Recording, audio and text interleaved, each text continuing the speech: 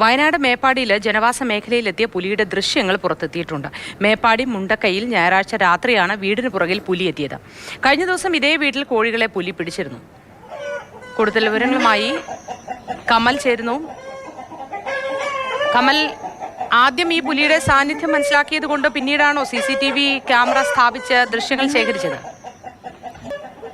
CCTV camera അവിടെ നേരത്തെ ഉണ്ടായിരുന്നതാണെന്നാണ് ഞാൻ മനസ്സിലാക്കുന്നത്. എന്തായാലും ഈ മുണ്ടക്കൈ, മേപ്പാടി തുടങ്ങിയ പ്രദേശങ്ങൾ സ്ഥിരമായി സാന്നിധ്യമുള്ള പ്രദേശമാണ്. പക്ഷേ ഇത്തരത്തിൽ വീടിനടുത്തേക്കൊന്നും പുലി വരുന്നത് പതിവ് കാഴ്ചയല്ല. പക്ഷേ ആ വീട്ടിൽ അതിന് മുന്നത്തെ ദിവസം കോഴികളെ പിടിച്ചു. തൊട്ടടുത്ത ദിവസമാണ് വീട്ടുകാർ വാതിൽ തുറന്നപ്പോൾ ഈ കോഴി കൂടിനടുത്ത് ഷെഡിൽ പുലിയുടെ സാന്നിധ്യം കണ്ടത്. വാതിൽ തുറന്നതോടെ പുലി പിന്മാറി ഓടിപ്പോവുകയായിരുന്നു.